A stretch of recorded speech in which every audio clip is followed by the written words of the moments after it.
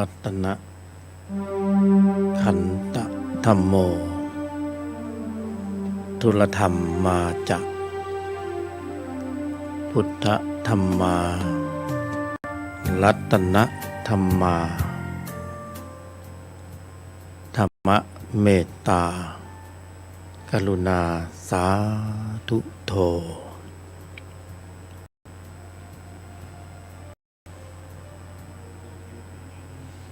เข้าสู่ช่วงเวลาของทุลธรรมนำพ้นก็เป็นโอกาสที่งดงามแล้วก็เกิดขึ้นได้ยากเมื่อเหตุปัจจัยมีความสมบูรณ์ถึงพร้อมก็ไม่ปล่อยโอกาสนี้ให้ผ่านไปคือการได้มาบรรยายธรรมและการได้ฟังธรรมจะเป็นสิ่งที่เกิดขึ้นได้ยากอย่างหนึ่ง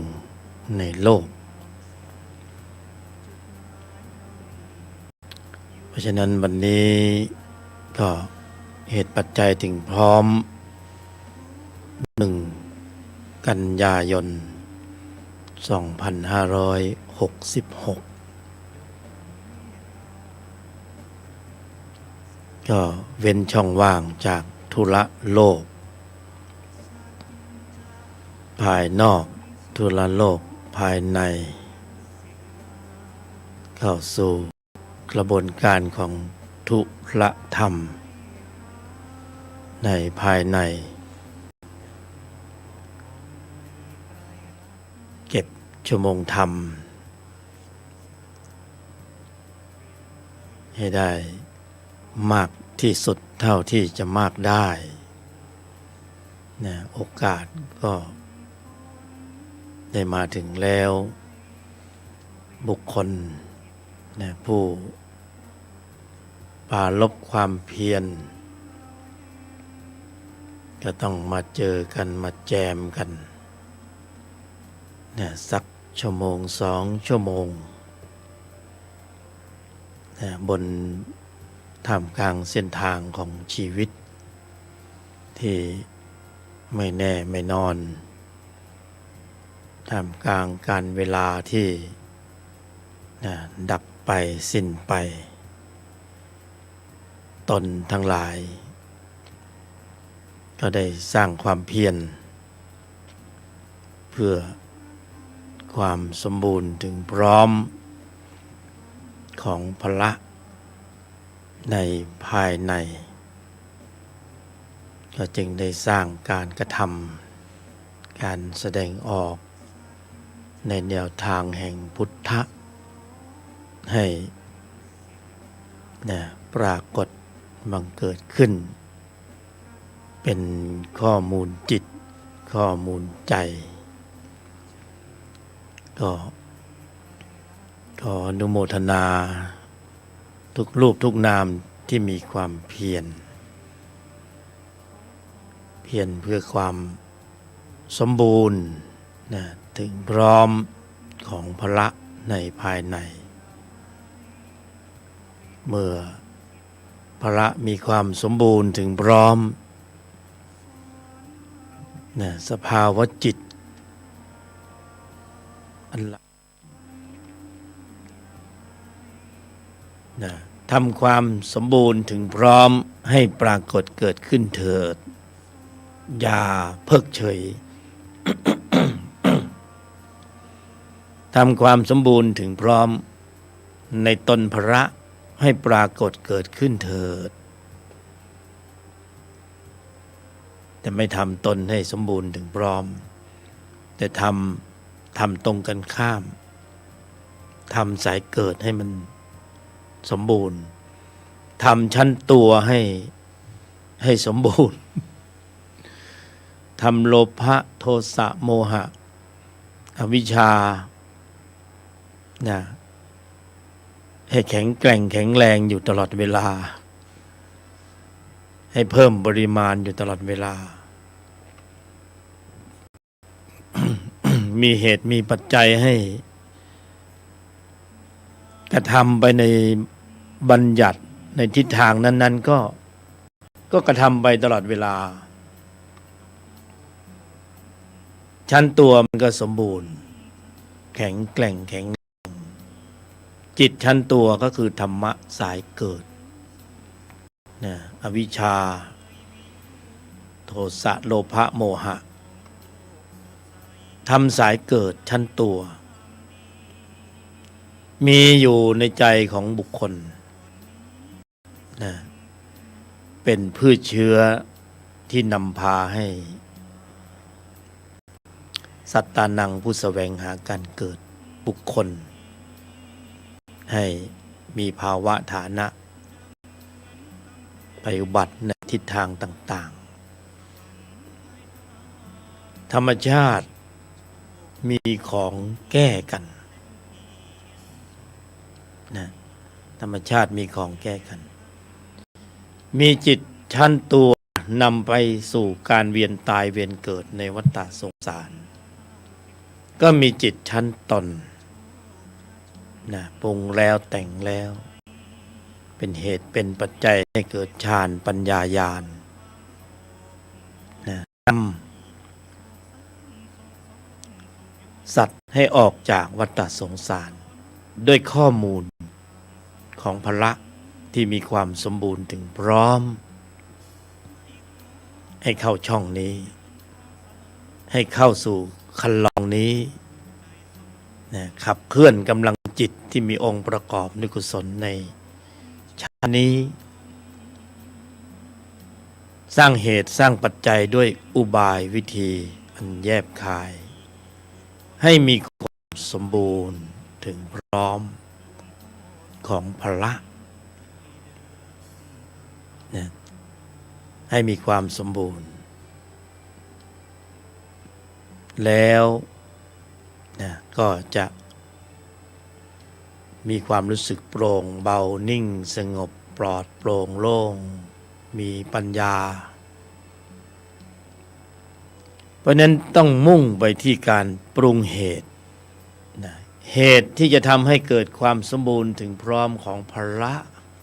อันนี้แหละสำคัญเหตุแห่งการปรุงกำลังจิตที่มีองค์ประกอบด้วยกุศลเพื่อความสมบูรณ์ถึงพร้อมของพละง่ายๆสบายๆนะแค่ทำในสิ่งที่ตรงกันข้ามบุคคลทั้งหลายต้องไม่ปฏิเสธแน่นอนว่า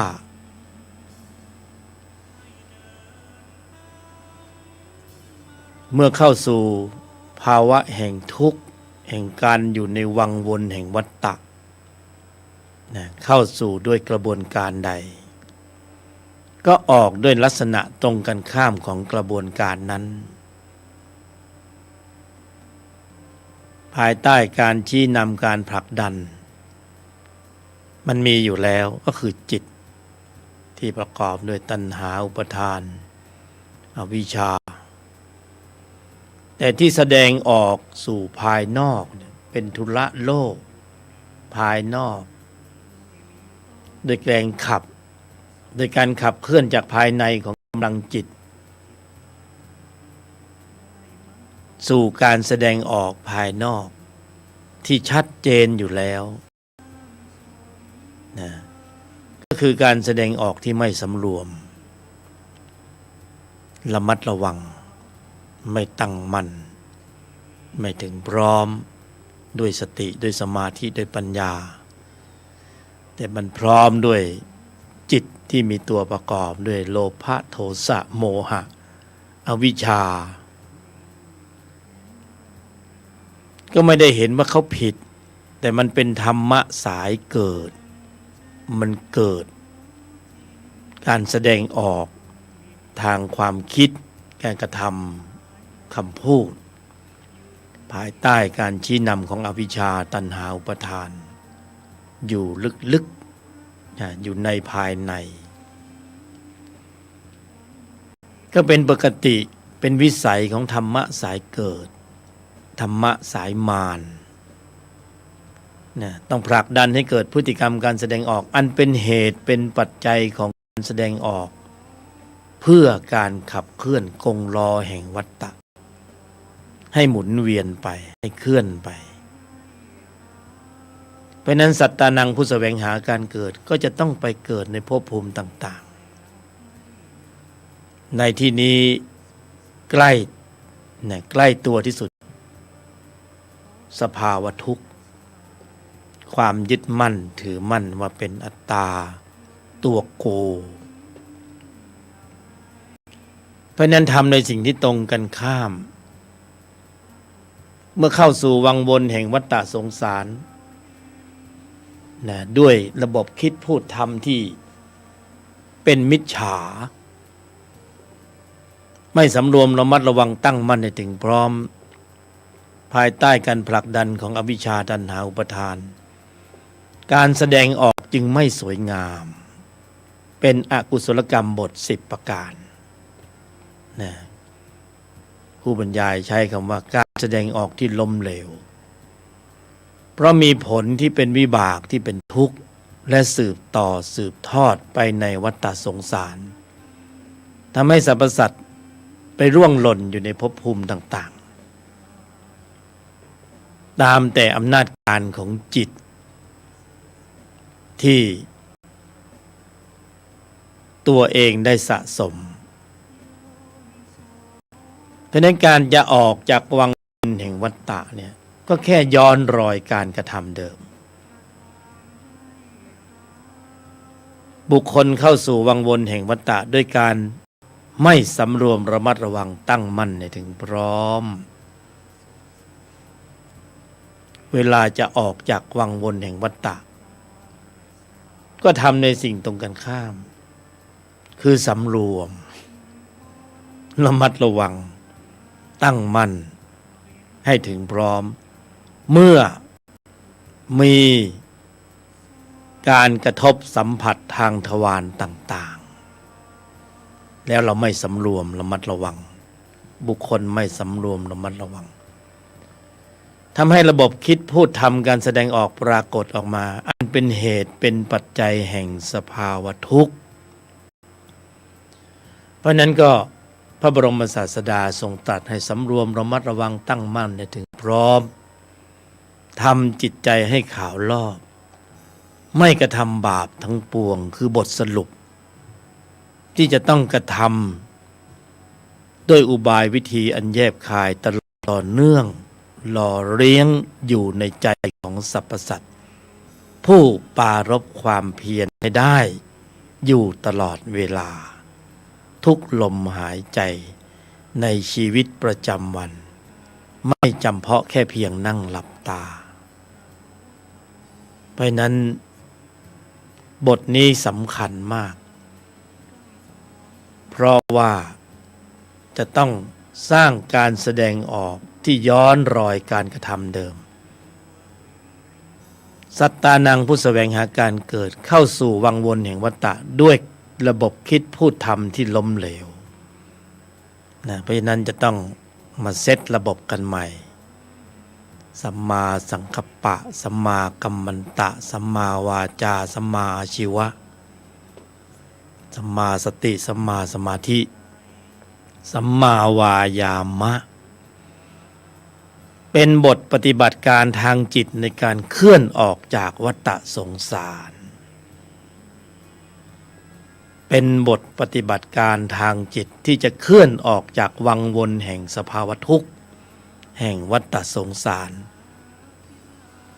ย่อส่วนให้แคบเล็กสั้นกระชับเร็วแรงทะลุมิติเป็นองค์บริกรรมภาวนาเพียงสั้นๆ1ประโยค5พยางค์เป็นการภาวนาในภายในบทปฏิบัติการทางจิตของมรรคมีองค์ ที่พูดถึงตรงนี้คือผู้บรรยายไม่ได้บอกให้ตนทั้งหลายผู้ปรารถนาความเพียรให้มาศรัทธาหรือมาเชื่อยังไม่ต้องเชื่อให้ฟังแต่ได้เชื้อเชิญได้ท้าทายนักปฏิบัติธรรมทั้งหลายผู้ปรารภความเพียรถ้าไม่เพียรเสียก่อนนะท้าทายให้มาปฏิบัติ5 พยางค์ 1 ประโยคเป็นการภาวนาที่ตรงจุดในชีวิตประจำวันเป็นคำบริกรรมภาวนาตรงๆเน้นเนื้อไม่ต้องอ้อมค้อมเพราะเวลามันเหลือน้อยแล้วถ้าไม่บรรยายวันนี้แล้วจะบรรยายวันไหนนะสังขารเขาไม่รอไม่แน่ไม่นอนไม่เที่ยงแท้นะเพราะนั้นอุบายวิธีโดยแยบคายเนี่ยในการภาวนาในชีวิตประจำวันที่เป็นหลักเป็นบทปฏิบัติการเป็นเทคนิคที่ไม่ได้บอกให้เชื่ออย่าเพิ่งเชื่อแต่เชื้อเชิญและท้าทายให้มาน้อมนำเอาไปปฏิบัติในชีวิตประจำวันเป็นคำบริกรรมภาวนาอริยมรรคมีองค์8ภาวนาแล้วครบองค์ประชุมขับเคลื่อนกำลังมีเจตสิกธรรมสำคัญขับเคลื่อนกำลังพร้อมๆกันใน1 ขณะจิตนะอยากรู้แล้วใช่ไหมว่าภาวนาว่าอะไรง่ายๆสบายๆในชีวิตประจำวันท่ามกลางกระแสสัมผัสที่มาทุกทิศทุกทางไม่ต้องนั่งหลับตาอยู่กับที่แต่มีแต่ด้วยต้องขึ้นต้นด้วยโยนิโสมนสิการเนี่ยถ้าไม่โยนิโสมนสิการก็หลุดกรอบหลุดออกนอกคันลองของมรรคหลุดแน่นอนนะโยนิโสมนสิการถึงการควบคุมการแสดงออก เขาภาวนาอย่างอื่นกันเยอะแยะเต็มไปหมดภาวนาอะไรกันบ้างก็พอรู้กันใช่ไหมว่าในสังคมของการปฏิบัติธรรมมีภาวนาสารพัดเป็นสมถะเป็นวิปัสสนาก็ภาวนาอะไรกันไปก็ภาวนากันไปแต่สิ่งที่จะนำเสนอขณะนี้เป็นเทคนิคของผู้ปฏิบัติธรรมท่านหนึ่งไม่ใช่พระสัทธรรมปฏิรูปไม่ใช่จะพาผู้ปฏิบัติธรรมออกทะเลแต่จะพาขึ้นฝั่งจะทำอย่างไรให้การขับเคลื่อนกำลังจิตที่มีองค์ประกอบด้วยกุศลในระดับชั้นของมรรคในภายในให้ปรากฏเกิดขึ้นในชีวิตประจำวันไม่จำเพาะแค่นั่งหลับตาแล้วบอกว่าสมาธินั่งหลับตานั้นเป็นสัมมาสมาธิคำว่ามัคคสมังคีเอกยมัคโคปฏิปทาประชุมรวมพร้อมกันเป็นหนึ่งนั้นมีการประชุมรวมพร้อมกันของเจตสิกธรรมสำคัญครบองค์ประชุมการส่งสัญญาณเพียงครั้งเดียวแล้วกำลังจิตที่มีองค์ประกอบด้วยกุศลดับชั้นของมรรคนั้นขับเคลื่อนกำลังด้วยกลไกที่เป็นธรรมชาติที่ให้มาแล้วด้วยกลไกของธรรมชาติที่มีอยู่แล้วมีจริงเป็นจริงที่ให้มาแล้วจริงๆแล้วมีอุบายวิธีอันแยบคายนะอุบายวิธีอันแยบคายมีโยนิโสมนสิการ ในปฐมกาลแล้วภาวนา1 ประโยค 5 พยางค์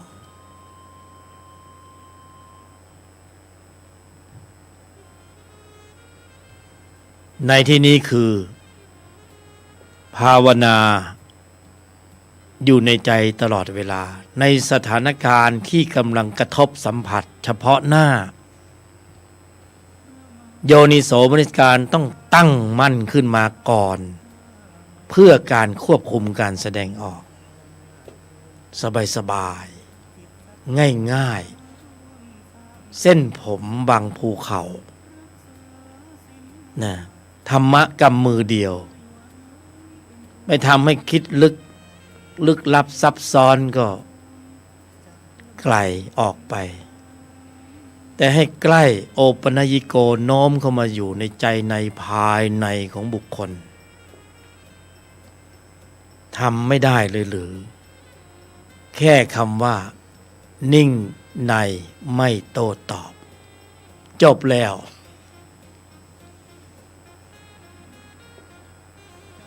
โยนิโสมนสิการนิ่งในไม่โต้ตอบเป็นคำภาวนาในกระบวนการของบทปฏิบัติการมักมีองค์ 8ในภายในชีวิตประจำวันไม่ได้บอกให้เชื่อแต่ท้าทายให้เอาไปปฏิบัติอย่าเพิ่งเชื่อนิ่งในไม่โต้ตอบแค่นี้เองโยนิโส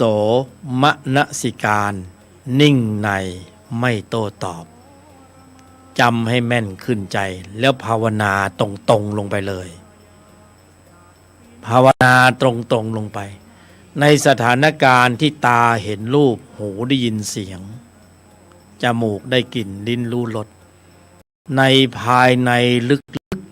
ๆที่เรียกว่าธุรธรรมในภายในกำหนดหมายอยู่ในใจใครไม่รู้ว่าบุคคลคนนั้นกำลังลำดับดำเนินเจริญภาวนา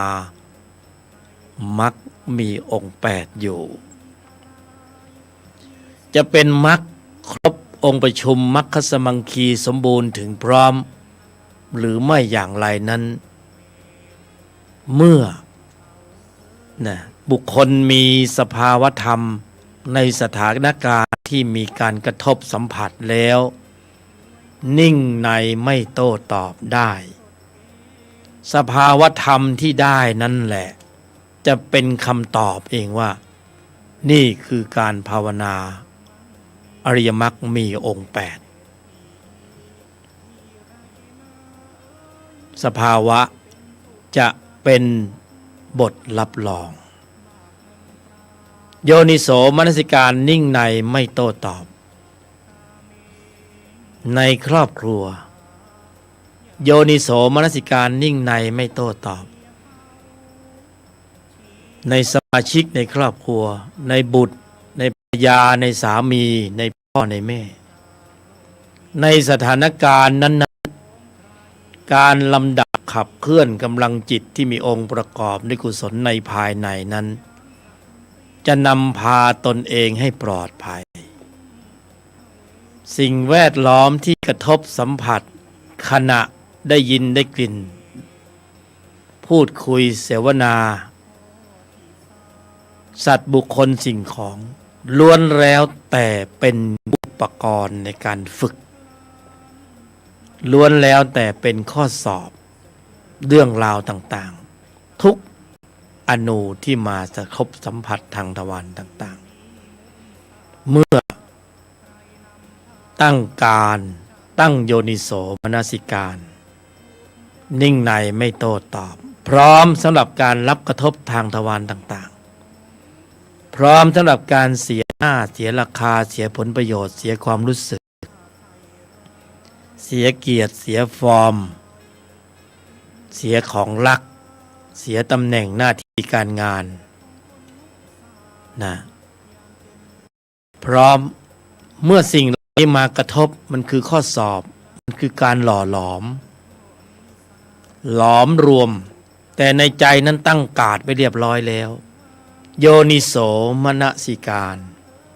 นิ่งในไม่โต้ตอบอันนี้จะส่งผลให้สู่กระบวนการของการกำเนิดกำลังของพละถ้าทำให้ได้จริงๆเก็บชั่วโมงเขาเรียกว่าชั่วโมงธรรมในสถานการณ์ที่คับขันแล้วก็ควบคุมระบบการแสดงออกในภายในได้นั่นหมายถึงว่าเป็นผลงานของพละห้าถ้าไม่มีความถึงพร้อมของศรัทธาความเพียรสติสมาธิปัญญาย่อมมิอาจจะควบคุมการแสดงออกได้หลุดถ้าการแสดงออกหลุดก็คือนิสัยเก่าดั้งเดิมความคิดเห็นผิดเพ่งโทษผลประโยชน์กดเคืองโลภะโทสะโมหะอวิชชาขึ้นพรวดพลาดฉุนเฉียวเกลี้ยวกล่อมขาดความเมตตาวาจาล่วงหล่นหลุดแล้วนะไร้ทิศทางแล้วถ้าหลุดแบบนั้นเพราะนั้นการที่จะต้องโยนิโสมนสิการนิ่งในไม่โต้ตอบอยู่ในภายในเนี่ยพร้อมแล้วสำหรับการที่จะรับกระทบเมื่อบุคคลอันเป็นเป้าหมายเป็นศัตรูนะคู่ถกเถียงได้เข้ามาอยู่ในข่ายแล้วในภายในที่ตั้งการ์ดไว้ก่อนเหมือนแมลงมุมชักใยไว้ก่อนแล้ววางเครือข่ายไว้เรียบร้อยแล้วพูดมาแบบนี้คิดมาแบบนี้แสดงออกมาแบบนี้ยังไงเสียตนก็ไม่หวั่นไหวไม่คอยตามยังคงนิ่งในไม่โต้ตอบถึงแม้ว่าบุคคลจะมีคำว่าถูกแต่ถูกตราหน้าว่าผิดบุคคลจะมีคำว่าเสียผลประโยชน์เสียหน้าเสียราคาคือนิ่งเนี่ยคือต้องนิ่งให้ถึงที่สุดเพราะต้องแลกด้วยความรู้สึกของฟรีไม่มีในโลกมันจะเจ็บปวดรวดร้าวเมื่อเราต้องนิ่งในไม่โต้ตอบอยากจะตอบอยากจะโต้อยากจะสวนเหลือเกินแต่เพื่อพละห้าที่มีความสมบูรณ์ถึงพร้อมศรัทธาความเพียรสติสมาธิปัญญายอมสูญเสียผลประโยชน์โลกในขณะนั้นเพื่อผลบารมีในภายในการยอมหยุดเย็นการนิ่งในไม่โต้ตอบโยนิโสมนสิการไว้ก่อนเหมือนแมลงมุมใช้ใจไว้เรียบร้อยแล้วมาซ้ายมาขวาควบคุมสถานการณ์ของใจไว้ได้หมดใจจะได้ไม่หลุดนะใจไม่หลุดก็คือใจมีพละคุมสถานการณ์อยู่นี่แหละคือการขับเคลื่อนกำลังขององค์มรรคในภายในองค์ธรรมกุศลจิตที่มีองค์ประกอบสำคัญอยู่ในนี้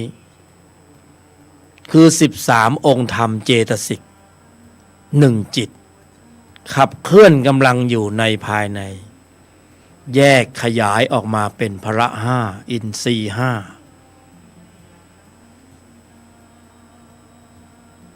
สมบูรณ์ถึงพร้อมของพละนะโยนิโสมนสิการนิ่งในไม่โต้ตอบนะอย่าเพิ่งเชื่อแต่ท้าทายเชื้อเชิญให้น้อมนำเอาไปปฏิบัติแน่จริงก็เอาไป นะแน่จริงก็มาเอาไปยังไงก็กำหนดหมายอยู่ที่ใจของท่านเองผู้บรรยายไม่ได้ไปโยนอะไรให้เพียงแค่คำพูดเนื้อความบอกว่านี่คือโยนิโสมนสิการนิ่งในไม่โต้ตอบคือบทปฏิบัติการทางจิตที่มีการปฏิบัติการจริงองค์บริกรรมภาวนามักมี8ส่วนจะองค์8นะครบองค์ประชุมองค์ไหนนั้นเอาสภาวะให้ได้ก่อนนะให้มีสภาวะแล้วจะตีธรรมแตก ถ้าตีทำแตกแล้วอ๋อแล้วก็ อันนั้นก็นะไม่ต้องห่วงแล้ว ตีทำแตกแล้วอ๋อนี่นะคุ้นชินกับการภาวนาอย่างอื่นนะคุ้นชินไหมคุ้นชินกับการภาวนาอย่างอื่นแต่ที่นี่รายการนี่มาอย่างไรมาบอกให้ภาวนานิ่งในไม่โต้ตอบแทนที่จะพุทโธสัมมาระหังยุบหนอพองหนอรู้จิตดูจิตมันต้องไปดูอันนี้แหละนิ่งในไม่โต้ตอบเนี่ยพอพละห้ามีกำลังแค่นั้นแหละไอจะดูจิตไม่เห็นจิตเห็นรูปเห็นนามนะจิตนิ่งจิตสงบอะไรเดี๋ยวรู้เองเป็นไปเองนะนี่ยังไม่ทำเหตุแล้วเอาผลมากลางเป็น1 2 3แล้วเอาเหตุไปก่อนอะไรคือเหตุของการขับเคลื่อนของมรรคคือเหตุแห่งการกระทบผัสสะมิฉะนั้นธรรมชาติจะออกแบบมนุษย์อย่างพวกเราให้มีอายตนะมาทำไมเนี่ยออกแบบให้มีอายตนะแล้วมากดมาบังมาเบี่ยงมาปิดอายตนะเมื่อปิดมานะแล้วอริยมรรคมีองค์8จะเคลื่อนได้ยังไงเพราะโลกสัมผัสสร้างอริยจิตได้เพราะนั้นหนีสัมผัส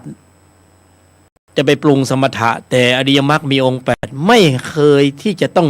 หนีกระทบสัมผัสเผชิญเข้าไปสัมผัสเข้าไปกระทบเข้าไปให้ตัวในมันออกมาไอตัวในมันจะขึ้นตัวในก็คือตัวตา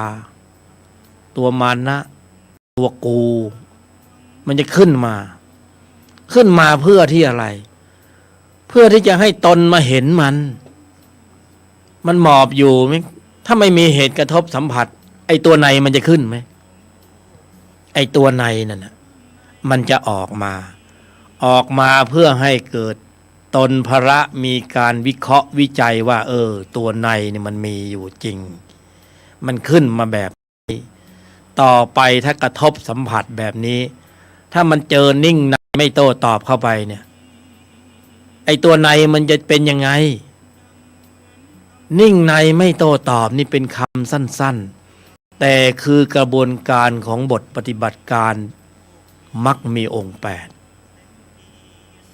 เจตสิกธรรมสำคัญคือพละห้าเมื่อพละห้าได้ออกแรงมีหรือพละห้าจะไม่แข็งแกร่งแข็งแรงนะแข็งแกร่งแข็งแรงจะไม่แหลมคมจะไม่รอบรู้จะไม่เท่าทันจะไม่แยกแยะจะไม่ลวงลึกจะไม่ถอดถอนอนุสัยอาสวะสังโยชน์หรือไงแต่พละห้าไม่แข็งแกร่งแข็งแรงเพราะฝึกปฏิบัติการที่ยังไม่ใช่สัมมาอริยมรรคฝึกอยู่ปฏิบัติอยู่แต่ยังไม่เข้าสู่กระบวนการแห่งสัมมาอริยมรรคเมื่อไม่เป็นสัมมาก็เป็นมิจฉามรรคนะเพื่อความสมบูรณ์ถึงพร้อมจึงไม่นิยมใช้คำว่าผิดหรือถูกเพราะทุกรูปทุกนามกำลังกำหนดเจริญไปสู่ความสมบูรณ์ถึงพร้อมของพระเพื่อความสมบูรณ์ถึงพร้อมทั้งนั้นเลยเพราะนั้นก็ไม่มองว่าผิดหรือถูกแต่กำลังแสวงหาความสมบูรณ์ถึงพร้อมอยู่เมื่อเข้าสู่กระบวนการแห่งสัมมาพละห้าที่มีกำลังแข็งแกร่งแข็งแรงแหลมคมเท่าทันรอบรู้แยกแยะเช็ดล้างล้วงลึกถอดถอนอิสระลอยตัวนะไอ้แยกรูปแยกนามนั้นไม่ใช่ปัญหาเห็นรูปเห็นนามไม่ใช่ปัญหาเห็นกายในกายไม่ใช่ปัญหาเห็นจิตในจิตไม่ใช่ปัญหาเห็นเวทนาไม่ใช่ในเวทนาไม่ใช่ปัญหา คือพละห้าที่สมบูรณ์ถึงพร้อมเท่านั้นแหละเหตุปัจจัยของแสงสว่างเท่านั้นแหละความมืดไม่ใช่ปัญหา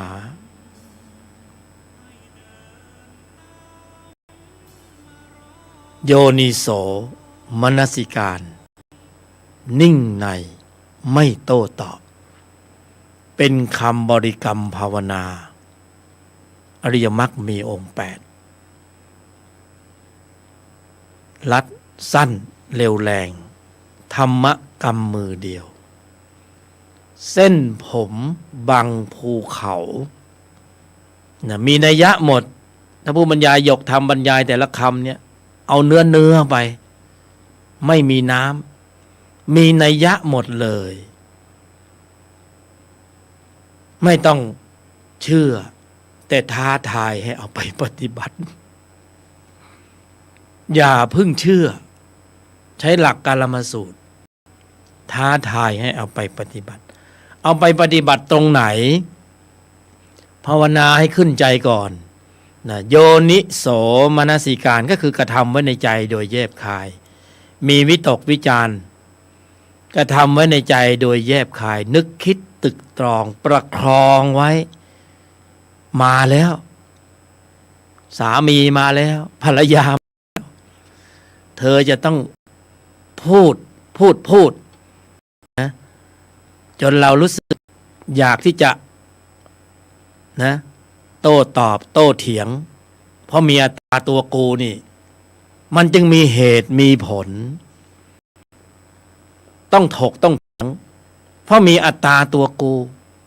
จึงมีเหตุมีผลโอ้โหยกเหตุยกผลมานะนิ่งในไม่โต้ตอบ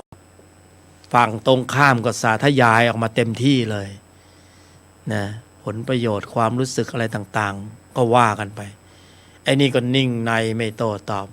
ไม่ได้นั่งอยู่เฉยๆมองอยู่แต่ข้างในก็โยนโสมนสิการนิ่งในไม่โต้ตอบนิ่งในไม่โต้ตอบอันนั้นก็สวนเอาอันนี้ก็นิ่งในไม่โต้ตอบพละห้าก็ทำงานอยู่นะสติสมาธิปัญญาคุมให้อยู่เอาให้อยู่นะเดี๋ยวมันพูดพาดพิงไปถึงพ่อถึงแม่ถึงโอ้โหข้างในก็จะขึ้นอยู่แล้วนะต้องเบรกโอ้โหเบรกอย่างดีนิ่งในไม่โต้ตอบมันจะสวนก็นี่แหละไอ้ที่ไม่สวนก็เพราะศรัทธาความเพียรสติสมาธิปัญญามิฉะนั้นจะเบรกอยู่เลยหูได้ยินเสียงตาเห็นรูปอย่างเงี้ยควงกันให้เห็นอย่างเงี้ยนะเปิดประตูเข้าไปกระโดดลงเตียงโอ้โหนี่นิ่งในไม่โต้ตอบเสียก่อนนะสิ่งทั้งหลายแวดล้อมจะเป็นข้อสอบจะเป็นอุปกรณ์พอไม่มีนิโสมนสิการนิ่งในไม่โต้ตอบเข้าไปตาเห็นรูปแค่นั้นน่ะนะมีดคว้าได้มีดปืนคว้าได้ปืนได้ฐานะใหม่เลยเกือบจะเป็นอริยะอยู่แล้วเข้าใจนะในสื่อต่างๆเนี่ยหึงกันฆ่ากันเกือบจะเป็นอาริยะอยู่แล้วกลายเป็นฆาตกรถ้าเสี้ยวแห่งวินาทีลมหายใจนั้นนะนิ่งในไม่โต้ตอบได้นี่นะโอ้โหอาริยะถามหาเพราะมันต้องใช้เบรกอย่างแรงใช้ศรัทธาความเพียรสติสมาธิอย่างแรงนะในภายในเนี่ยหลายรูปหลายนามนี่โอ้โหน่าเสียดายเพื่อนมนุษย์เราเนี่ยเข้าไปอยู่ในคุกในตารางไปเพราะจิตตัวนี้ไปเพราะผลงานของโทสะไปเพราะผลงานของโลภะไปเพราะผลงานของโมหะความหึงความหวงหน่วงเหนี่ยวแต่ก็พูดเถิดใครไม่เจอกับตัวแล้วมันจะไม่รู้หรอกว่าสถานการณ์ตรงนั้นมันคืออะไรแต่ก็เหมือนกันนั่นแหละคนที่ทำได้จะมองว่าโอ้โหไม่ข้อตอบอย่างดีเลยนะมันดีจริงๆถ้าเธอไม่มีชู้ฉันก็ไม่มีข้อสอบให้ได้ปฏิบัติถ้าเธอไม่มีชู้เราก็จะได้ไม่แยกทางกัน นะถ้าเราไม่แยกทางกันเธอและฉันก็ไม่ไปคนใหม่สักทีมันเป็นที่อย่างนี้แต่โลกมันมาสอบมาลองกันทั้งนั้นไม่งั้นขั้นจึงเรียกว่าสมมุติบัญญัติโลกสมมุติแต่วินัยที่จ่ายให้นี่คือวินัยโลกุตระต้องการให้ได้สู่อริยจิตเพื่อที่จะไปสู่โลกุตระภูมิให้เกิดกำลังของกำเนิดกำลังของอริยจิตขึ้นมาถ้ายอมหยุดเย็นไม่ได้อะไรขับเคลื่อนล่ะนะนิ่งในไม่ตอบไม่ได้อะไรเคลื่อนขับจิตที่มีตัวประกอบด้วยโทสะจิตที่มีตัวประกอบด้วยโลภะโมหะนะตัณหาอุปทานอนุสัยอาสวะสังโยชน์ของเก่าจบกันเลยของเก่าทั้งนั้นนะที่เราอนุรักษ์กันอยู่ในใจของบุคคลสิ่งที่นำเสนอนี่คือของใหม่นะได้แล้วได้เลยจบแล้วจบเลยนิจจังเข้าสู่ความเที่ยงเราอยู่บนพื้นฐานของสิ่งที่เป็นอนิจจังคือมันไม่เที่ยงมันขยับได้มันไม่แน่มันไม่นอนวันนี้รักพรุ่งนี้อาจจะไม่รักนะวันนี้ไม่เอาลุงแต่พรุ่งนี้ก็เอาก็ได้ใครจะไปว่าอะไรเพราะสรรพสิ่งเป็นเช่นนั้นเองเราเห็นเป็นเรื่องปกติใช่ไหมแหมพาดพิงแยบชนิดหน่อยมันเป็นเรื่องปกติวิสัยธรรมดานะเป็นเรื่องปกติวิสัยธรรมดามันเป็นเช่นนั้นแหละเพราะนั้นสิ่งที่จะต้องกำกับลำดับดำเนินเจริญภาวนาบริกรรมนะกำหนดนี่เลยโยนิโสมนสิการนิ่งในไม่โต้ตอบเป็นคำตอบสุดท้ายเป็นบทสรุปอย่าพึ่งเชื่อแต่ถ้าแน่จริงลองเอาไปทำดูท้าให้ปฏิบัติไม่ว่าจะปฏิบัติธรรมในลักษณะร่องรอยรูปแบบไหนมาก็ตามทีเถิดตัวในเนี่ยถ้ามันยังไม่ถูกล่อออกมาเนี่ยอย่าอาจหาญบอกว่าเราเนี่ยได้แล้วมีแล้วเป็นแล้วนะเพราะปฏิบัติไปปฏิบัติมากลายเป็นกูได้กูมีกูเป็นแต่ถ้านิ่งในไม่โต้ตอบเนี่ยกูไม่ได้กูไม่มีกูไม่เป็นมันจะถอนถึงภาวะของอัตตาตัวกูจะถอนด้วยอำนาจการแห่งพละที่มีกำลังสูงขึ้นเพราะฉะนั้นธรรมะปฏิบัติที่เราปฏิบัติไปเนี่ยผู้บรรยายก็เคยปฏิบัติมาปฏิบัติไปปฏิบัติมาก็กลายเป็นกูได้กูมีกูเป็นก็กูยังอยู่อัตตายังอยู่มานะยังอยู่ทิฏฐิยังอยู่เพราะฉะนั้นต้องย้อนรอยการกระทำเดิมพอนิ่งในไม่โต้ตอบเหตุกระทบผัสสะพละห้าทำงานฌานเกิดปัญญาเกิดญาณเกิดเหตุกระทบผัสสะพละห้าทำงานฌานเกิดปัญญาเกิดญาณเกิดศรัทธาความเพียรสติสมาธิปัญญาสมบูรณ์มากขึ้นเป็นฌานปัญญาญาณสภาวะเหล่านี้ทุกรูปทุกนามเมื่อเข้าสู่คันลองของธรรมนี้ย่อมได้สัมผัสย่อมได้สัมผัสมีแต่ต้องโยนิโสมนสิการถูกต้องถูกส่วนตรงตามความเป็นจริงนิ่งในไม่โต้ตอบเนี่ยภาวนาง่ายไหมสบายไม่ต้องนั่งหลับตาไม่ต้องนั่งอยู่กับที่ตรงไหนก็ได้อยู่บนรถเมล์ก็ได้นะข้างในกลองอยู่ตลอดเวลาบางทีมันก็ต้องหลงลืมสติบ้างเพราะไม่คุ้นชินนะบ่อยมากว่าสีชำนิชำนาญทีนี้ละคู่ต่อสู้มาเขาเรียกว่าอุปกรณ์มาสิ่งเล้ามาวัตถุกรรมมานะมาสอบมาหลอกมาล่อมาลองนิ่งในไม่โต้ตอบในสถานการณ์นั้นๆได้ละ ได้ละ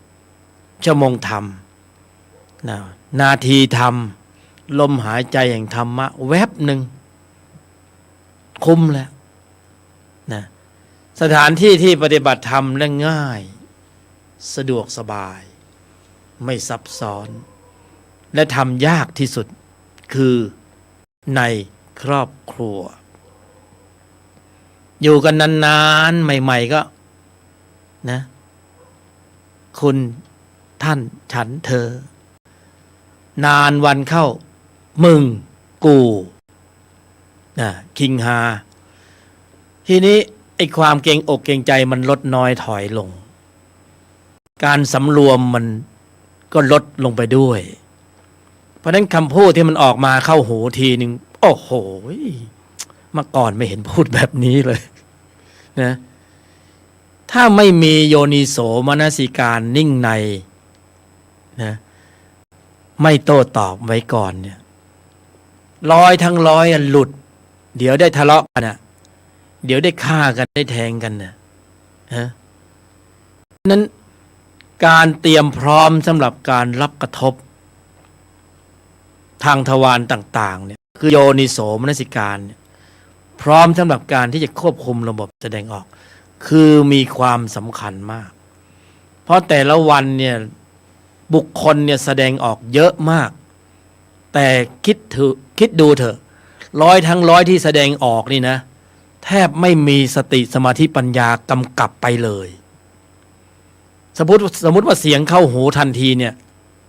บุคคลมักจะโต้ตอบทันทีพูดไปแล้วเอ้าตายพูดผิดจะแล้วเผลอพูดไปแล้วไม่สำรวมไปแล้วกระทบเบื้องต่ำเบื้องสูงไปแล้วมีปัญหาแล้วหมิ่นประมาทแล้วคดีความมาแล้วเนี่ยเพราะนั้นฝึกอย่างเนี้ยในชีวิตประจำวันเนี่ยต้องฝึกเริ่มตั้งแต่ในครอบครัวเลยนะวันนี้จะพูดกับ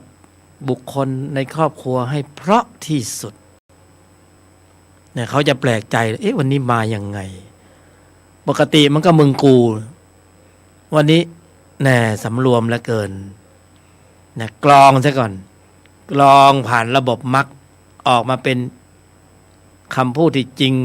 ดีมีประโยชน์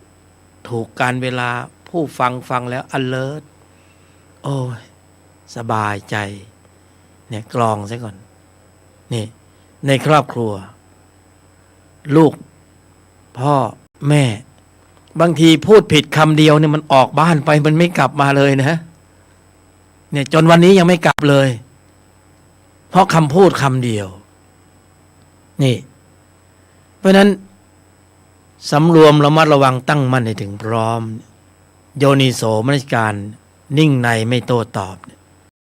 ใช้ได้ทุกสถานการณ์และบทปฏิบัติการทางจิตนี้เป็นบทปฏิบัติการได้จริงเป็นแอปพลิเคชันเป็นบทปฏิบัติการมักมีองค์8รวบยอดนะรวบยอดเลยเพราะฉะนั้นถ้าขยายความออกไปก็จะเป็นมรรคทั้ง8องค์นะน้อมนำเอาไปปฏิบัติบัดเดี๋ยวนี้นะไม่ต้องเชื่อแต่ท้าให้เอาไปปฏิบัติขณะนี้ก็ทำได้นะมันต้องมีความตั้งมั่นในระดับหนึ่งนะความตั้งมั่นในระดับหนึ่งก็เป็นองค์ฌานเล็กๆวิตกวิจารนึกคิดตึกตองนิ่งในไม่โต้ตอบภาวนาภาวนามยปัญญาภาวนาพร้อมสำหรับการรับกระทบทางตะวันต่างๆพร้อมไหมพร้อมหรือไม่พร้อมพร้อมไหมสถานที่ปฏิบัติธรรมที่ดีที่สุดก็คือในครอบครัวนะอยู่กันมานานความเกรงอกเกรงใจมันลดน้อยถอยลงเพราะฉะนั้นพฤติกรรมการแสดงออกต่างๆเนี่ยมันจะออกมานะสารพัดนะกินเสร็จแล้วก็ไม่ล้างกินเสร็จแล้วก็ไม่เก็บนะผู้ปฏิบัติก็นิ่งในไม่โต้ตอบเฉยอยู่ถ้าเราล้างได้เราก็เก็บไปดูไปสิ่งแวดล้อมจะเป็นข้อสอบจะเป็นอุปกรณ์ในการฝึก ใจของบุคคลถ้าตนเป็นผู้ที่ฉลาดในการเก็บเกี่ยวแล้วรู้จักเกี่ยวเก็บในสถานการณ์ต่างๆตนก็จะเก็บเกี่ยวอริยจิตได้ทุกวันเกี่ยวเก็บชั่วโมงธรรมได้ทุกวันสถานการณ์สร้างวีรบุรุษวีรสตรีโลกสัมผัสสร้างอริยะได้หนีสัมผัสไปปรุงฌานอยู่ในป่าในถ้ำแล้วแต่บุคคลที่มีเหตุปัจจัยก็ว่ากันไปแต่เมื่อบุคคลจะต้องอยู่ในสถานการณ์ในสังคมในรูปแบบขนาดนี้ท่ามกลางกระแสสัมผัสผลประโยชน์รอบตัวที่ได้มาเสียไปนะไม่ตั้งการ์ดให้ดีแล้วจะทำยังไงเราจะเพี้ยนจะบองจะสติหลุดจะเป็นโรคซึมเศร้ากันตรงนี้แหละที่การปล่อยวางมันไม่มีเลยการเตรียมสำหรับการรับกระทบมันไม่มีเลยมองหน้าบนถนนก็ลงมาชกกันต่อยกันอย่างเงี้ยเพราะมนุษย์จิตใจมันปริ่มแล้วปริมาณความเข้มข้นของจิตมารเนี่ยมันปริ่มแล้วต้องใช้จิตล้างจิตจิตเขาจะจัดการกันเองจิตที่มีองค์ประกอบด้วยกุศลดับชั้นของพระห้าเนี่ยที่มีกำลังเขาจะเคลื่อนกำลังเข้าไปสลายข้อมูลจิตชั้นตัวเองโดยอัตโนมัติธรรมแต่บุคคลจะต้องสร้างกำลังจิตระดับนี้ให้ขึ้นมาก่อนต้องสร้างภูมิต้านทานเข้ามาก่อนต้องสร้างระบบควบคุมการแสดงออกขึ้นมาก่อน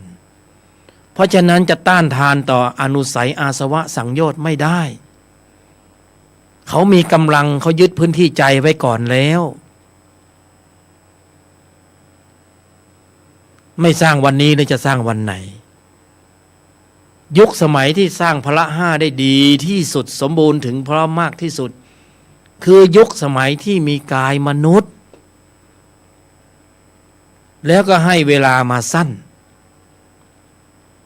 ไม่ใช่ยืนยาวนะสักพักหนึ่งเดี๋ยวก็ต้องไปกันแล้วสักพักหนึ่งเดี๋ยวก็ต้องไปกันแล้ว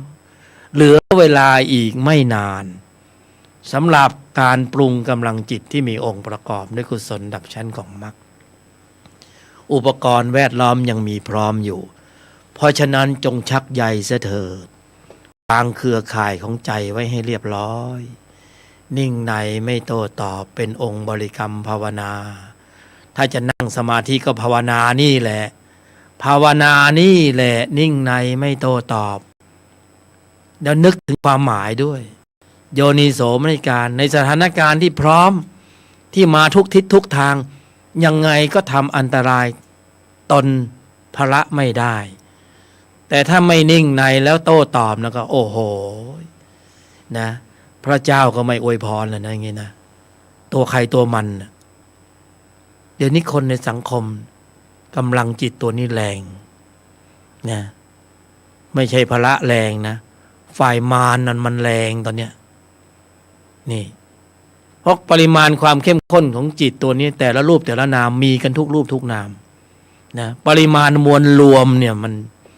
มันก็มีผลกระทบเพราะจิตเป็นพลังงานจิตมีอำนาจการ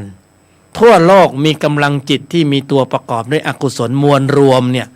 มันก็มีผลกระทบต่อธาตุต่างๆในโลกนี้ทั้งหมดมันไปจากตัวไหนจิตเป็นใหญ่จิตเป็นประธานแล้วมันเป็นอกุศลจิตมันก็ย่อมมีผลกระทบต่อธาตุทั้งหลายในโลกนี้ทั้งหมดนะจิตธาตุจิตก็เป็นธาตุมันมีผลกระทบหมดเลยปริมาณมวลรวมเนี่ยนะแต่ละรูปแต่ละนามผลิตกำลังของอกุศลออกมาหมดแล้วคิดดูว่าโลกมันจะอยู่ยังไงนะมันไม่วุ่นวายแล้วมันจะวายวุ่นไหมเนี่ยต้องใช้จิตล้างจิตจิตเขาจะจัดการกันเองนะธรรมะไม่กลับมาโลกาจะวินาศดังที่ท่านหลวงพ่อพุทธทาสได้กล่าวไว้เพราะปริมาณมวลรวมนี่แต่ละจิตต้องสร้างกำลังของพละขึ้นมาเนี่ยพ อสร้างกำลังพละขึ้นมาพลังของพละในปริมาณมวลรวมก็จะมีผลให้สรรพสิ่งนั้นสมบูรณ์ถึงพร้อมเป็นบวก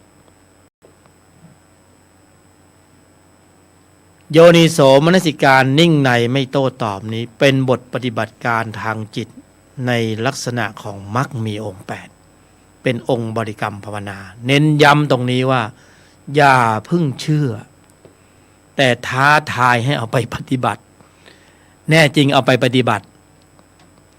แล้วไม่ต้องนั่งอยู่เฉยๆยืนเดินนั่งนอนกระทบกระทั่งกระทุ้งกระเทือนอยู่ในสำนักธรรมอยู่ในที่ชุมชนอยู่ในครอบครัวอยู่ในหมู่กลุ่มอยู่ในที่ทำงานใช้ได้ทุกสถานการณ์แล้วปลอดภัยต่อตนเองในปฐมกาลนะก็คือไม่ทะเลาะกับใครไม่มีเรื่องกับใครแต่ข้อสอบมันมีอยู่แล้วล่ะวิชาบังคับวิชานี้เสียหน้าบางทีมันก็ต้องยอมเสียราคานะเสียผลประโยชน์เสียความรู้สึกอันนี้เป็นข้อสอบเป็นวิชาบังคับเนี่ยของฟรีไม่มีในโลกถ้าไม่เจอบททดสอบแบบนี้ตนก็ไม่รู้ว่าตนเนี่ยข้างในเนี่ยมีตนขนาดไหนนะพอกระทบแล้วก็ตัวขึ้นไอตัวโทสะโลภะโมหะมันขึ้นกระทบแล้วตัวขึ้นทีนี้กระทบแล้วตนขึ้นควบคุมสถานการณ์ของใจโอ้นิ่งในไม่โต้ตอบเราย้อนเข้าไปดูหนึ่งขณะจิตมีองค์ธรรมกุศลจิตองค์ประกอบสำคัญอยู่ทั้งหมด13องค์ธรรมเจตสิก1จิตอยู่ในนี้หมดเลยโอ้โหนะสรุปรวมที่พละ5ความสมบูรณ์นะที่ปรุงอยู่ตรงนี้เพื่ออะไรเพื่อความสมบูรณ์ถึงพร้อมของพละเมื่อพละสมบูรณ์ถึงพร้อมไม่ใช่ปัญหาเลยจิตสงบไม่ใช่ปัญหาจิตนิ่งไม่ใช่ปัญหาจิตตื่นจิตรู้ไม่ใช่ปัญหาเห็นจิตดูจิตไม่ใช่ปัญหาขอให้พละสมบูรณ์ถึงพร้อมด้วยกระบวนการของการฝึกในแบบฉบับของอริยมรรคมีองค์8พละมีหลายระดับชั้นนะบุคคลที่ปรุงธุระโลกภายนอกก็ต้องใช้พละผลประโยชน์หาเงินหาทองบุคคลผู้ปรุงธุระโลกภายในก็ต้องใช้พละบุคคลผู้ปรุงธุรธรรมภายนอกกฎระเบียบรูปแบบสีสันการแสดงออกครูบาอาจารย์วาทกรรมต่างๆก็ต้องใช้พละแต่พละระดับไหนล่ะที่นำเสนอขณะนี้คือพละระดับของทุรธรรมในภายในภายในนะอยู่ในภายในนะลึกๆในใจอยู่ในภายในกำหนดหมายในภายในภายนอกก็ปรุงไปธุรธรรมภายนอกก็ปรุงไปกฎระเบียบรูปแบบสีสันการกระทำการแสดงออกพิธีกรรมต่างๆปรุงไปเลยแต่ให้มีธุรธรรมในภายในอยู่คือนิ่งในไม่โต้ตอบกำกับอยู่ตลอดเวลาธุระโลกภายนอกโครงการนู่นนี่นั่นคิดคาดนะคาดหวังวาดฝันไปปรุงเข้าไปเลยนะธุระโลกภายนอกหน้าที่การงานต่างๆก็ปรุงไปแต่ธุระธรรมในภายในต้องมีต้องกำกับอยู่ตลอดเวลาถ้าไม่มีไม่กำกับมีความสุ่มเสี่ยงมาก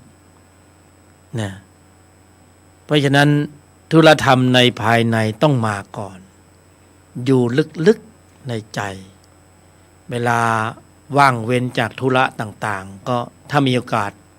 สมาธิก็ภาวนานี่แหละนิ่งในไม่โต้ตอบเตรียมพร้อมสำหรับการรับกระทบทางทวารต่างๆนะถ้ากระทบสัมผัสแล้วควบคุมการแสดงออกแสดงว่าพละ5ทำงานมรรคทำงาน เพราะอริยมรรคมีองค์8คือกระบวนการในการควบคุมระบบแสดงออกโดยทั้งสิ้นบุคคลเข้าสู่วังวนแห่งวัฏฏะด้วยการแสดงออกที่ไม่สำรวมระมัดระวังตั้งมั่นให้ถึงพร้อมบุคคลจะออกจากวังวนแห่งวัฏฏะได้ด้วยการสำรวมระมัดระวังตั้งมั่นให้ถึงพร้อมอะไรคือตั้งมั่นให้ถึงพร้อมตั้งมั่นให้ถึงพร้อมตั้งแต่ข้างในวางเครือข่ายไว้ให้พร้อมแมลงมุมมันไม่วางข่ายไว้ก่อนเนี่ยมันจับสัตว์ตัวไหนไม่ได้สักตัวหรอกก็วางอยู่ในความว่างเปล่ามันก็ต้องวางข่ายไว้ก่อนมันรู้อยู่แล้วว่าจะมีแมงตัวเล็กตัวน้อยบินไปบินมาติดใยแมงมุมนะก็เช่นเดียวกันตนก็รู้อยู่แล้วว่าเนี่ยอยู่สังคมเนี่ยมันต้องมีจุดสัมผัสมันไม่อาจนั่งอยู่กับที่ได้เพราะอายตนะมันเปิดทั้ง6ช่องทางก็ต้องเข้าไปควบคุมข้างในเพื่อกำกับอายตนะให้อยู่ในลองปรับเข้าสู่ทิศทางของคำว่านิ่งในไม่โต้ตอบแค่นั้นแหละก็เข้าสู่กระบวนการของมรรคแต่ถ้าหลุดมันก็จะเข้าสู่ร่องรอยเดิมยอมไม่ได้หยุดไม่ได้เย็นไม่ได้ไม่นิ่งแล้วก็ยังโต้ตอบลุยแหลกแตกหักระบบของจิตมันจะเซตเข้าสู่กำลังจิตเดิมคือขับเคลื่อนด้วยโลภะโทสะโมหะอวิชชาแต่ถ้าขับเคลื่อนด้วยการกำหนดหมายอย่างนี้ระบบจิตจะเซตเข้าสู่กำลังของพละ5ในการควบคุมระบบแสดงออกศรัทธาความเพียรสติสมาธิปัญญาจะได้ออกแรงเมื่อออกแรงก็จะได้แข็งแรงเนี่ยแข็งแรงก็จะได้แข็งแกร่งแข็งแกร่งก็จะแหลมคมเท่าทันรอบรู้แยกแยะเช็ดล้างล้วงลึกถอดถอนอิสระลอยตัวนะอนุสัยอาสวะสังโยชน์ลดฌานปัญญาญาณได้บังเกิดขึ้นแล้วอาสวะสังโยชน์อนุสัยต่างๆลดอริยะถามหาปุถุชนโบกมือบายบายกันบายบายลาก่อนปุถุชนเพราะข้อมูลจิตมีปริมาณข้อมูลของพละ5เต็มกำลังแล้วนี่ไม่ใช่กวักมือเรียกเลยมานี้มาอยู่ในหมู่กลุ่มหมู่กวนเดียวกันนะท่านก็มีโลภะโทสะโมหะอวิชชาคุณก็มีโลภะโทสะโมหะอวิชชาเธอก็มีโลภะโทสะโมหะอวิชชาในครอบครัวทุกคนมีพร้อมหมดเราก็มาอยู่ร่วมกันในธรรมะสายเกิดนะปรุงโลภะโทสะโมหะการแสดงออกที่ไม่สำรวมปรุงกันเข้าไปนะอะไรมันเจริญงอกงาม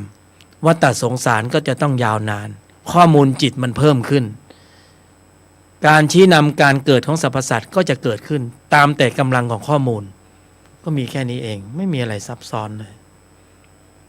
ก็ไล่ชั้นให้เป็นลำดับแต่วันนี้ต้องเริ่มแล้วช้าไม่ได้แล้วเพราะอะไรอุปกรณ์มีไหมมีข้อสอบมีไหมมีเพราะนั้นกำหนดหมายเลยภาวนาเลยนิ่งในไม่โต้ตอบโยนิโสมนสิการในทุกสถานการณ์กำหนดหมายไปทีละชั่วโมงก็ได้นะนิ่งในโต้ตอบกำหนดเจริญซึ่งอริยมรรคมีองค์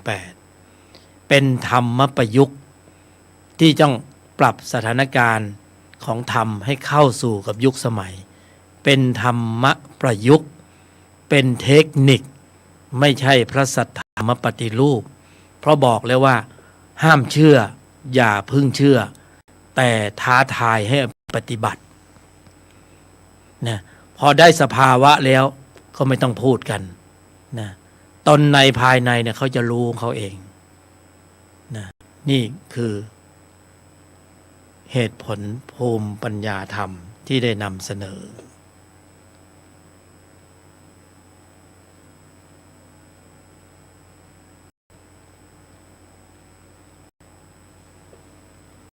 ก็ผ่านไป ในวันนี้1 กันยา 2566 จบไปแล้ว1 ชั่วโมงธรรมการบรรยายธรรมของกัลยาณมิตรหยกธรรม ประสบการณ์ล้วนๆลองผิดลองถูกบวชเรียนนะไม่ใช่ปัญหา แต่ว่าถึงวาระถึงเหตุปัจจัยว่าสมควรที่จะได้นำเสนอก็ต้องนำเสนอกันอย่างนี้แหละนะแล้วก็เว้นช่องว่างไว้แล้วบอกแล้วว่าอย่าเพิ่งเชื่อนะเป็นเทคนิคแต่ท้าทายให้ไปปฏิบัติ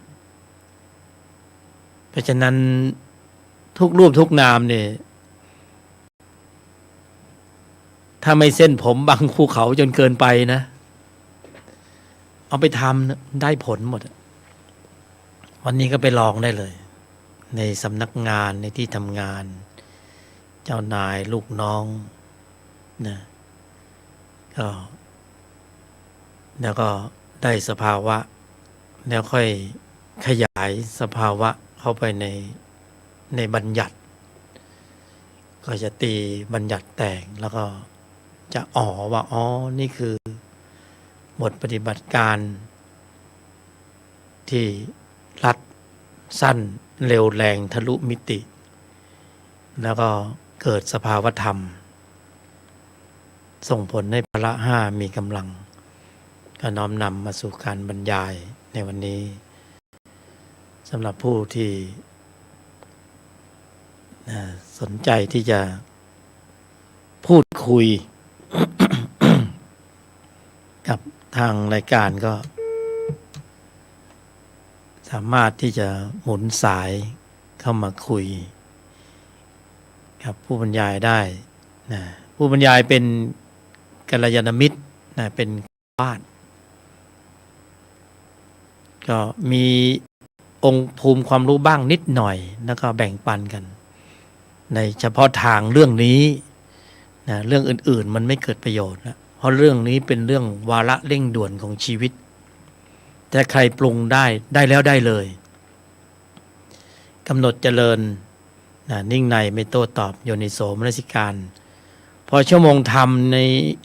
ปรุงได้ในสถานการณ์ที่เข้ามาแล้วก็ควบคุมระบบแสดงออกได้ก็ถือว่าพระห้ากำเนิดกำลังนะก็ได้อริยจิตแล้วก็ได้แล้วได้เลยมีลักษณะเป็นนิจจังเที่ยงอยู่ในใจของบุคคลอยู่ตลอดเวลานะใจก็จิตก็จะเก็บข้อมูลเหล่านี้ไว้เป็นพืชเชื้อของการเกิดในสุคติภูมิในแหล่งที่มีภูมิธรรมภูมิแห่งมรรคเป็นสัญญาเป็นจุดเชื่อมโยงก็ใครจะหมุนสายมาก็มีเวลาให้1 ชั่วโมง053-226-058นะ053-226-058เพราะวันนี้ได้เวลาออกใจมาบรรยายปกติท่านพระอาจารย์ท่านก็จะเปิดเอาที่เคยบรรยายแล้วออกอากาศวันนี้เป็นการบรรยายสดแล้วก็เนื้อหาสาระต้องเป็นอย่างนี้แหละนะไม่ได้เตรียมการบรรยายอะไรสักอย่างเพราะส่วนหนึ่งก็เป็นการฝึกฝนการบรรยาย053-226-058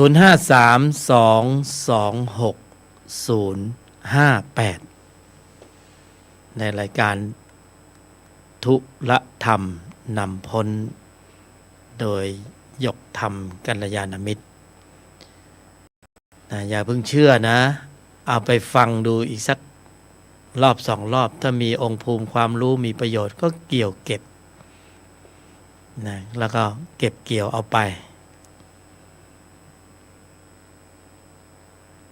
ก็ได้มาแค่ 30 กว่าปีได้มาแค่นี้ผิดลองถูกมาหมด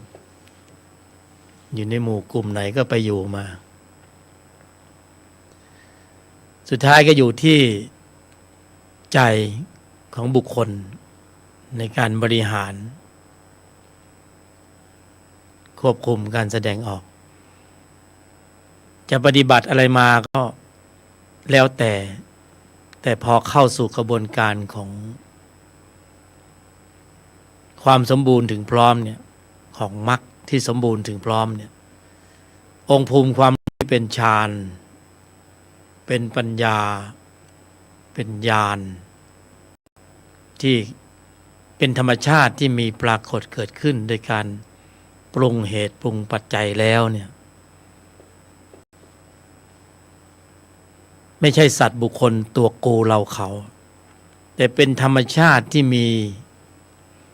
สภาวะที่ตัดสินนะเป็นธรรมชาติที่เป็นสภาวะที่ตัดสินไม่ใช่ว่าเราเพราะว่าธรรมในชั้นนี้เข้าสู่กระบวนการของมรรคแล้วเนี่ยจะค่อยๆสลายอัตตาตัวกู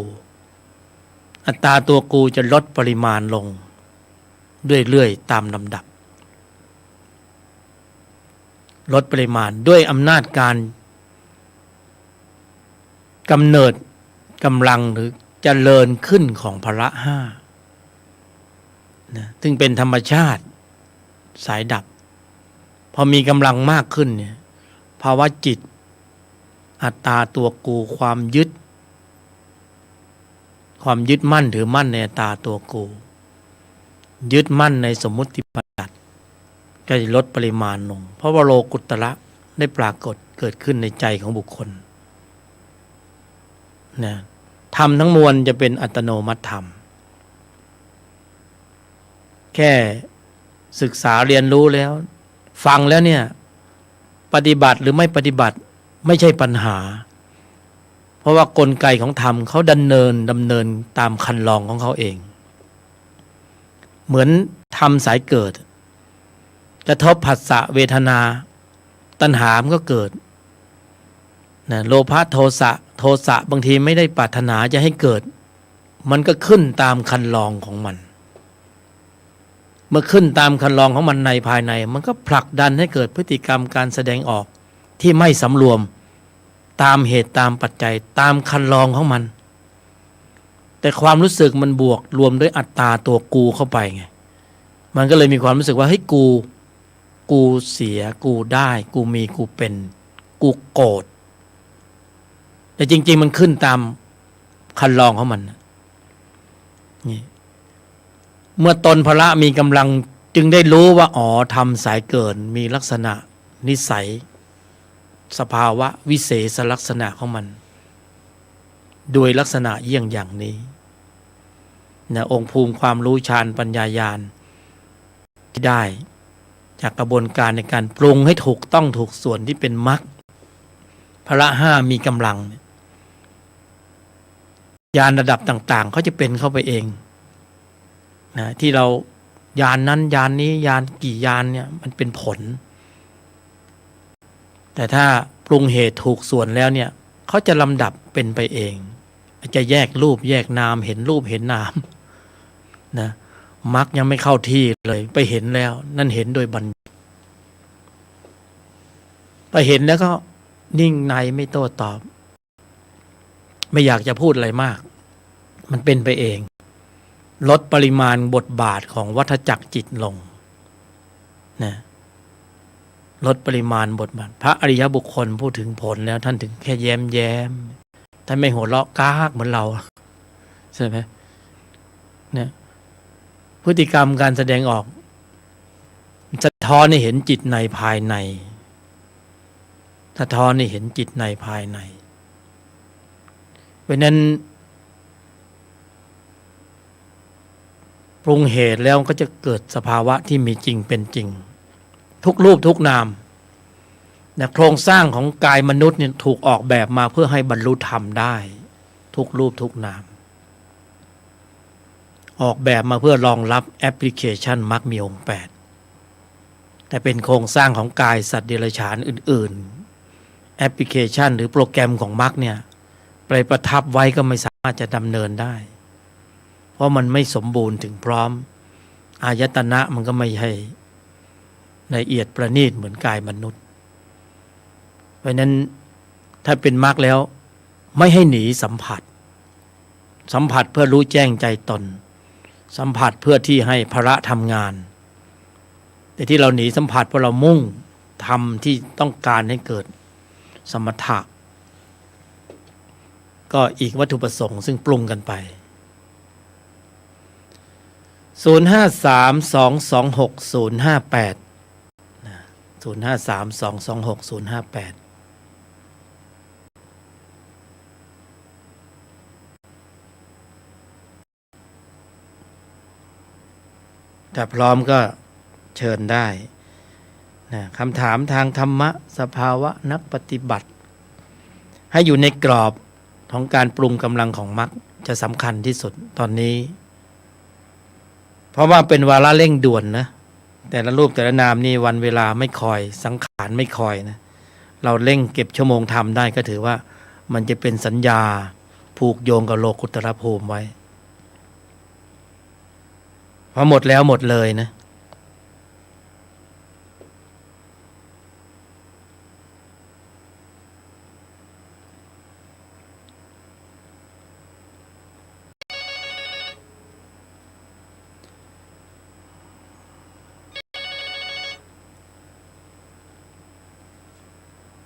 0532260058คำถามทางธรรมะ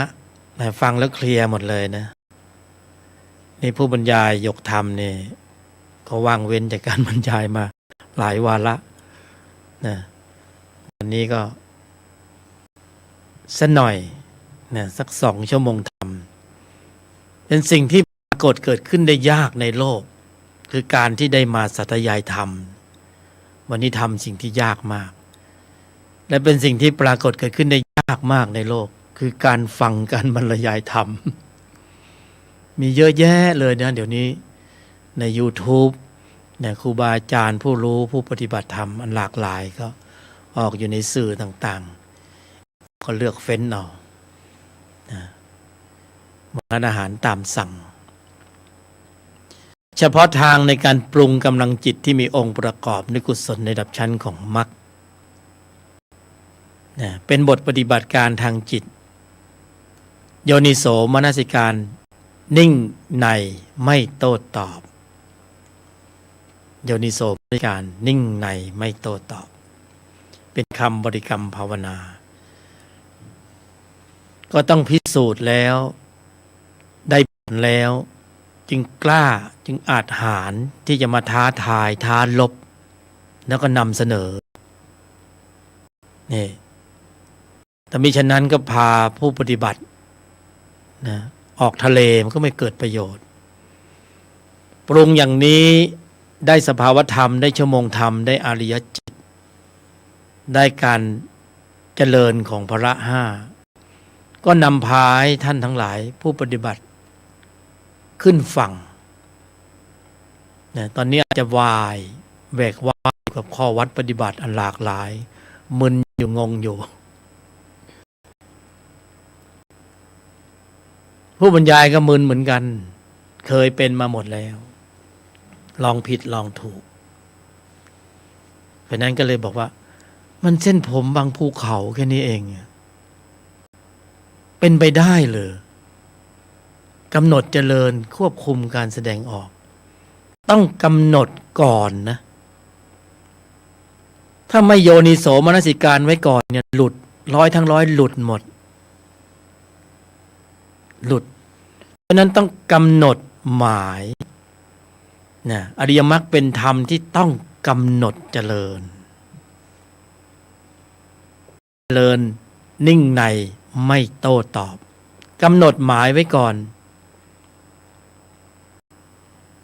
คือจินตนาการสถานการณ์ไว้ก่อนเมื่อบุคคลจะต้องกระทบกับเรื่องนู้นเสียงนี้เนี่ยข้อสอบมาแล้ว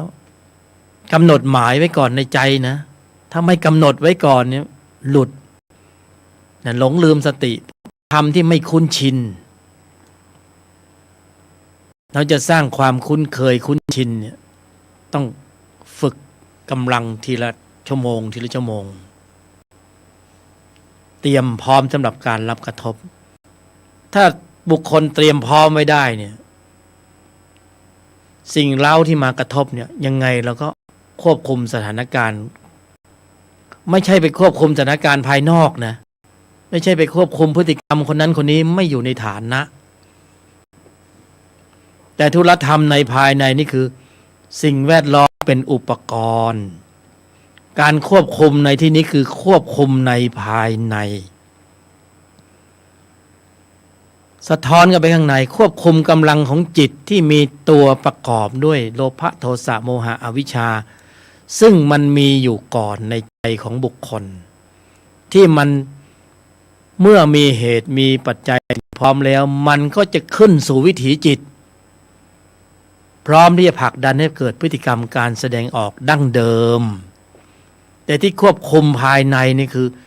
โยนิโสมนสิการเข้าไปกำกับข้างในแล้ว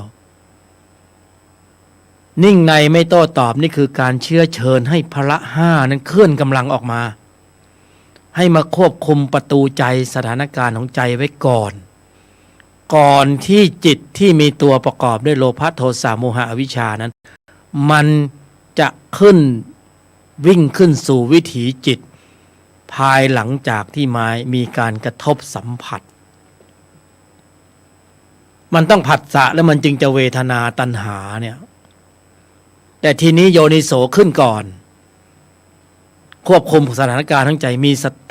รัทธาความเพียรสติสมาธิปัญญาคุมใจไว้ก่อนแล้วเพราะนั้นกระทบผัสสะโทสะโลภะโมหะมันขึ้นไม่ได้เห็นผิดเพ่งโทษมันขึ้นไม่ได้อัตตาตัวกูมันขึ้นไม่ได้คือชิงลงมือก่อนเสยก่อนได้เปรียบแต่ทุกวันนี้ปริมาณข้อมูลของจิตตัวนี้มันเปลี่ยนใจอยู่ก่อนแล้วกระทบสัมผัสอ้าวนะผมโกรธครับผมควบคุมอารมณ์ไม่ได้นะผมโลภไปหน่อยไม่เท่าทันต่ออาการกระทบสัมผัสแล้วใครเสียนะบุคคลคนนั้นน่ะเสียเพราะควบคุมข้างในไม่ได้นี่กลไกของธรรมชาติมีของแก้กันก็ต้องเข้าสู่กระบวนการของมรรค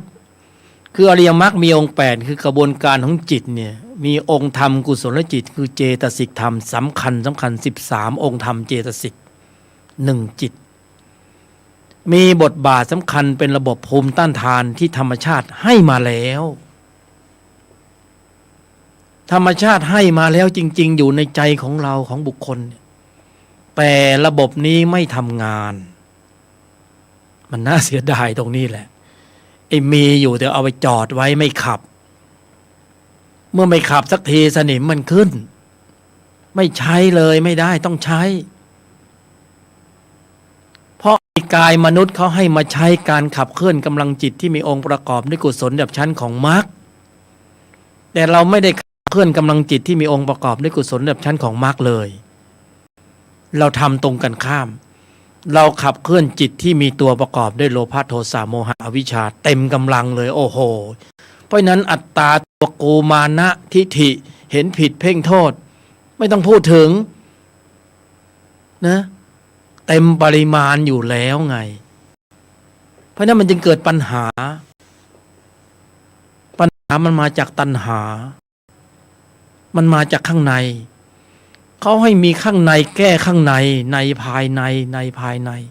แต่ระบบนี้มันไม่ทำงานพอไม่ทำงานระบบการแสดงออกภายนอกจึงล้มเหลวหมดเลยมันก็ไปคาบเกี่ยวกับกฎบัตรกฎหมายจารีตประเพณีมันก็เข้าคุกเข้าตารางกันเป็นแถวเลย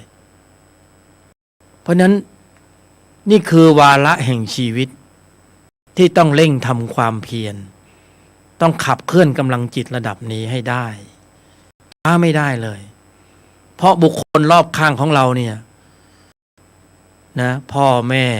ปู่ย่าตายาย ลูกหลานเพื่อนฝูง ทุกคนมีข้อมูลของ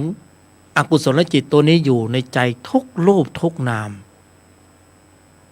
ทุกคนมีข้อมูลนี้อยู่ทั้งหมด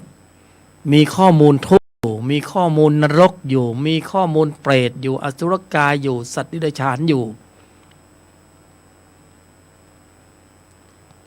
ธรรมชาติให้ระบบภูมิต้านทานตรงนี้มาให้ระบบสลายข้อมูลตรงนี้มาก็คือกำลังขับของจิตที่มีองค์ประกอบในกุศลระดับชั้นของมรรคพละห้านี่เองสมถะยังไม่เพียงพอพละในระดับของสมถะไม่มีกำลังมากเพียงพอที่จะสงบระงับอนุสัยอาสวะสังโยชน์เหล่านี้ได้เพราะนั้นต้องขับเคลื่อนกำลังของพละในระดับชั้นของมรรคเป็นเหตุเพื่อให้กำเนิดกำลังของฌานปัญญาญาณ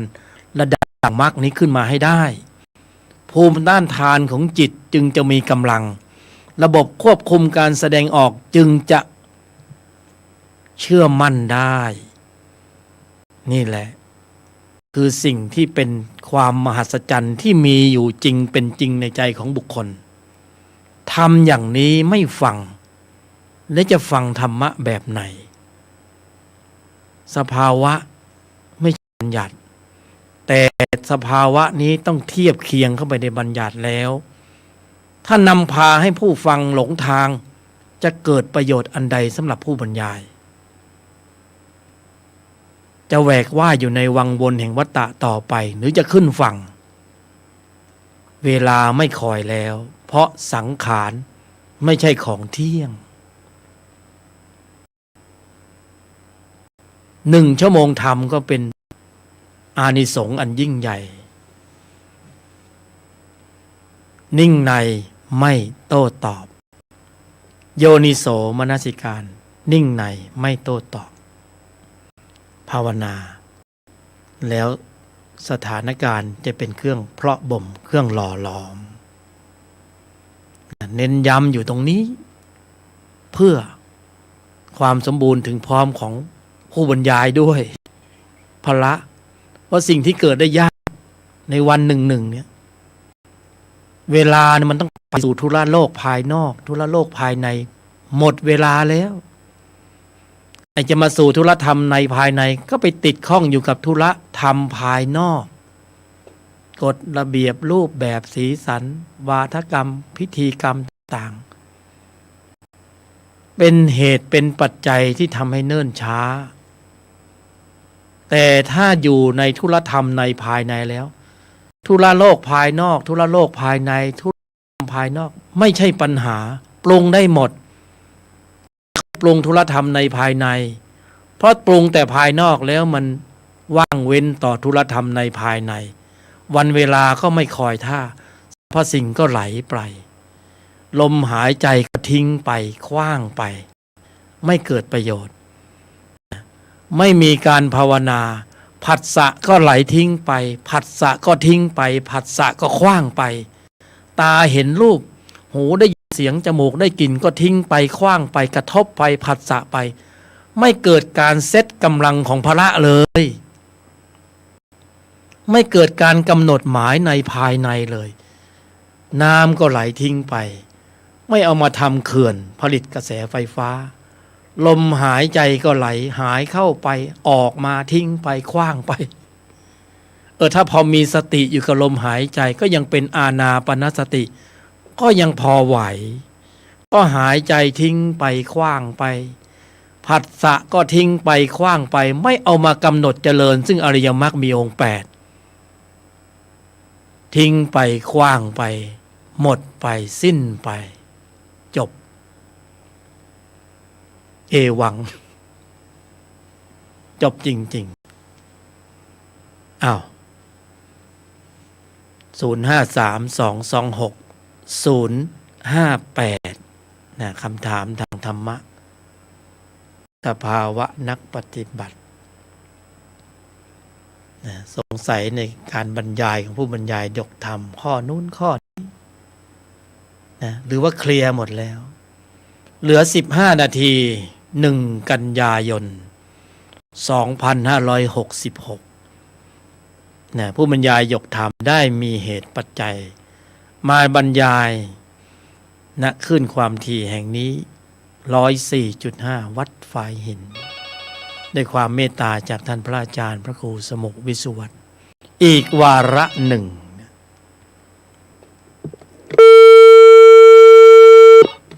เครื่องไหนเชิญครับครับนมัสการครับท่านอาจารย์เป็นฆราวาสครับและที่ผมฟังรายการในรายการของอาจารย์ที่มาบรรยายธรรมครับ ผู้บรรยายยกธรรมกัลยาณมิตรครับผู้บรรยายยกธรรมเป็นกัลยาณมิตรรายการธุรธรรมนำพ้นครับเชิญกัลยาณมิตรมีอะไรจะชี้แนะก็เชิญได้ครับคือผมเปิดมาเพิ่งมาเจอรายการนี้เนาะก็ฟังก็2 ชั่วโมงกว่าแล้วก็รู้สึกว่ามีเขาเรียกอะไรมีข้อคิดมีธรรมะที่ปฏิบัติได้แล้วก็ที่ผมเป็นคิดเตียแต่ผมมาฟังแล้วก็รู้สึกเข้าท่าเป็นธรรมะที่เขาเรียกว่าอะไรทันสมัยนะ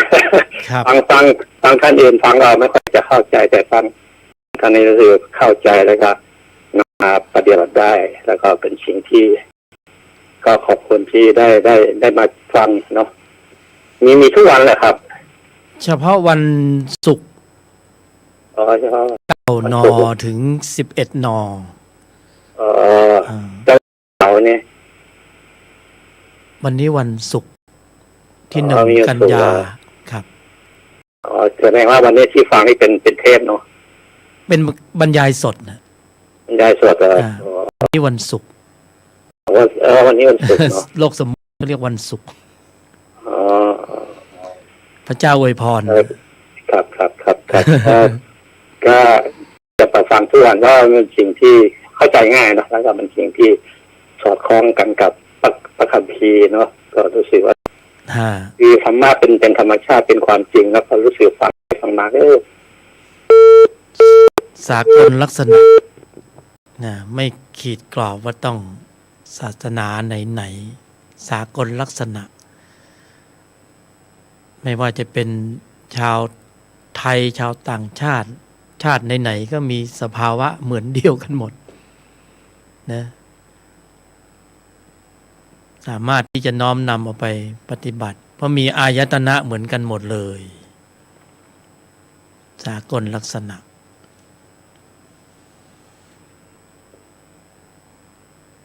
กรอบ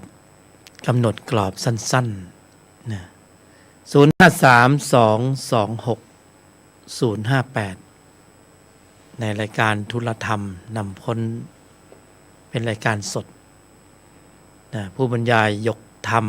กัลยาณมิตรนะเป็นฆราวาสเคยเป็นพระกบฏมาบ้างนิดหน่อย 2-3 รอบ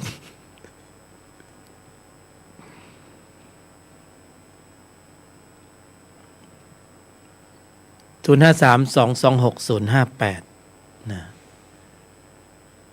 ก็อย่าลืมเรื่องของคำบริกรรมภาวนาสั้นๆนะเอาไปใช้ในทุกสถานการณ์ทุกหมู่กลุ่มทุกหน่วยงานไม่มีอะไรได้มาฟรีๆต้องลงทุนด้วยความรู้สึกต้องการลงทุนด้วยความรู้สึกนะกรอบเดียวสั้นๆประโยคเดียว5 พยางค์นิ่งในไม่โต้ตอบกำหนดเจริญนะแล้วก็เทียบเคียงเข้าไปในบัญญัติก็จะเข้าสู่กระบวนการของสัมมาทิฏฐิสัมมาสังกัปปะสัมมาวาจาสัมมาอาชีวะสัมมากัมมันตะในชีวิตประจำวันมิจำเพาะแค่เพียงนั่งหลับตาในชีวิตประจำวันต้องอาศัยความเท่าทันสูงมากการปฏิบัติโดยลักษณะเยี่ยงอย่างนี้บุคคลวัดอุณหภูมิภายในว่าโอ้ปฏิบัติธรรมมากี่10 ปี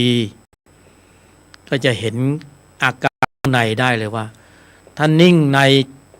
ไม่ได้แล้วยังโต้ตอบอยู่เนี่ยยังมีเหตุมีผลถกเถียงไอ้ที่เถียงนั่นน่ะคือมีอัตตาตัวกูจึงมีเหตุมีผลมีเถียงถ้าถึงผลแล้วเหตุผลไม่มีนะว่างเปล่าเมื่อว่างเปล่าก็ไม่มีอะไรไปเถียงไปถกแต่ยิ่งถกยิ่งเถียงก็งัดเอาอัตตาออกมานะปกป้องอัตตาตัวกูผลประโยชน์มันอยู่ลึกๆนะปฏิบัติไปเพื่อที่เหตุผลไม่มี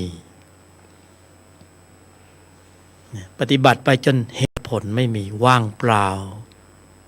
ไม่ถกไม่เถียงไม่เกี่ยงไม่งอนเฉยอยู่นั่นแสดงว่าพละมีกำลังมากแล้วศรัทธาความเพียรสติสมาธิปัญญาพละมีกำลังแล้วนะเป็นฌานเป็นปัญญาเป็นญาณแล้วก็ไม่มีเหตุมีปัจจัยต้องไปปรุงแต่งกับอะไรแล้วเพราะตื่นแล้วรู้แล้วเข้าใจแล้วจึงไม่ปรุงแต่งนะไม่ปรุงแต่งก็คือวิสังขารปุถุอย่างพวกเรานี่บุคคลปรุงกันอยู่ทุกวันแต่งอยู่ทุกวันเพราะมีสังขารขันธ์จึงปรุงจึงแต่งแต่เมื่อพละมีกำลังมากจะพูดน้อยลงนะจะไม่ค่อยอยากจะสูงสิงกับมนุษย์แล้วเพราะมนุษย์มีข้อมูลทุกข์มันอยู่ในมนุษย์นะข้อมูลไม่ทุกข์ก็อยู่ในมนุษย์แต่ส่วนมากเราเจอมนุษย์ที่มีข้อมูลทุกข์เราไม่ค่อยเจอข้อมูลที่เป็นพระอริยะเลยท่านไม่ทุกข์นะอยู่ในใจของเราเนี่ยบุคคลข้อมูลอยู่ตรงนี้เพราะฉะนั้นการลำดับตรงไหนล่ะที่มีเหตุตรงนั้นน่ะที่มีการดับเหตุแห่งการแสดงออก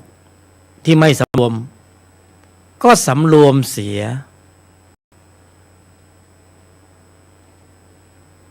การกระทำล้างการกระทำคำพูดล้างคำพูดจิตล้างจิตไม่สำรวมก็สำรวมนะปรุงอุบายอย่างไรเพื่อให้เข้าสู่กระบวนการสตาร์ทยังไงไขกุญแจยังไงก็ภาวนานิ่งในไม่โต้ตอบระบบปฏิบัติการกลไกของพละห้าก็จะเคลื่อนกำลังทำหน้าที่เองโดยอัตโนมัติธรรมเพราะเป็นธรรมที่ไม่ใช่อัตตาธรรมปรุงโดยไม่มีอัตตาธรรมเพราะนั้นปรุงไปแล้วมันก็จะไม่เกิดว่ากูได้กูมีกูเป็นแต่ถ้าเป็นธรรมะที่เป็นอัตตาธรรมเป็นมิจฉาธรรมมิจฉามรรคปรุงแล้วแต่งแล้วก็จะเป็นกูได้กูมีกูเป็นธรรมก็มีอัตตาธรรมมีมิจฉาธรรมทิฏฐิมีถึง62ที่พระบรมศาสดาได้รจนาไว้อริยมรรคมีองค์8ไม่รวมอยู่ในกลุ่มนั้นเป็นสัมมาทิฏฐิ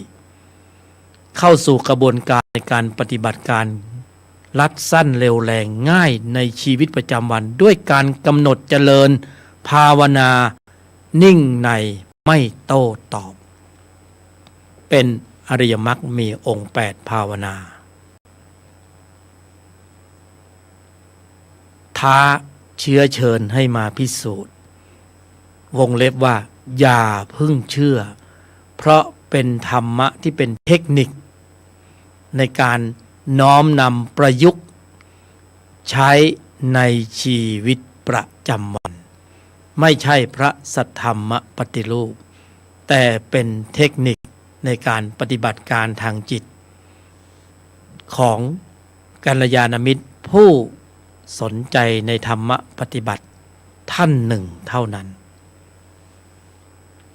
เห็นว่ามีความสมบูรณ์ถึงพร้อมมีเหตุมีผลมีประโยชน์เป็นสัจจะเป็นความจริงเป็นสิ่งที่ดีมีประโยชน์ถูกการเวลาผู้ฟังแล้วไม่พาให้เขาหลงทางจึงนำเสนอเมื่อมีสภาวะก็ตรวจสอบตรวจทานว่า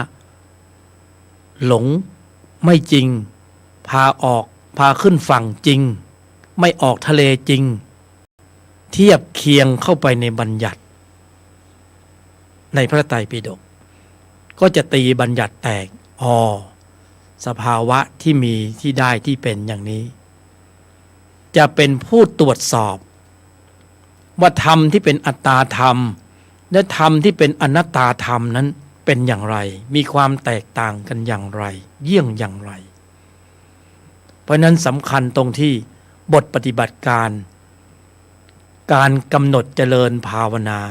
เพื่อให้กลไกของจิตที่มีองค์ประกอบด้วยกุศลระดับชั้นของมรรคในภายในนั้นขับเคลื่อนกำลังเมื่อองค์ธรรมกุศลจิตในภายในขับเคลื่อนกำลังแล้วจะส่งผลสู่การกำเนิดกำลังของพละห้าที่มีกำลังมากขึ้นจะปรากฏเป็นสภาวะของฌานปัญญาและญาณในที่สุดความลังเลสงสัยอัตตาตัวกูสักกายทิฏฐิความฟุ้งซ่านรำคาญข้อวัดปฏิบัติที่ฟุ่มเฟือยต่างๆจะลดปริมาณลงไปอัตตาตัวกูก็อ่อนกำลังอนัตตาตนใครด่าใครว่าก็ไม่ย้อนแย้งไม่สวนกลับมีความสงบระงับอยู่ในภายในอย่างนี้บุคคลสามารถปฏิบัติได้อย่างนี้ไม่น่าสนใจหรือไงโยนิโสมนสิการนิ่งในไม่โต้ตอบเป็นธรรมะปฏิบัติเชิงลุกอริยมรรคมีองค์8เป็นธรรมะปฏิบัติเชิงลุกไม่ใช่ตั้งรับการลบมีลุกและรับแต่อริยมรรคมีองค์8เป็นธรรมปฏิบัติเชิงลุกเป็นทั้งบูและบุญอยู่ในตนในโสมนสิการนิ่งในไม่โต้ตอบเป็นการกำหนดเจริญซึ่งอริยมรรคมีองค์8เป็นบทปฏิบัติการที่สามารถปฏิบัติได้ในชีวิตประจำวันถ้าเข้มข้นมากไปกว่านี้ก็คือบทปฏิบัติการอริยสัจสี่ก็ต้องเริ่มต้นด้วยองค์บริกรรมภาวนายอมโยนิโสมนสิการยอมหยุดเย็นนิ่งในไม่โต้ตอบนี่คือบทปฏิบัติการองค์บริกรรมภาวนาอริยสัจสี่ยอมทุกสมุทัยสัจเป็นธรรมที่ต้องกำหนดรู้ทำความเข้าใจและยอมรับความเป็นจริงสมุทัยสัจเป็นธรรมที่ต้องหยุด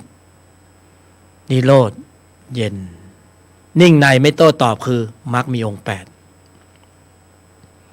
และมากไปกว่านั้นบทปฏิบัติการทางจิตองค์บริกรรมภาวนาโพธิปักขิยธรรม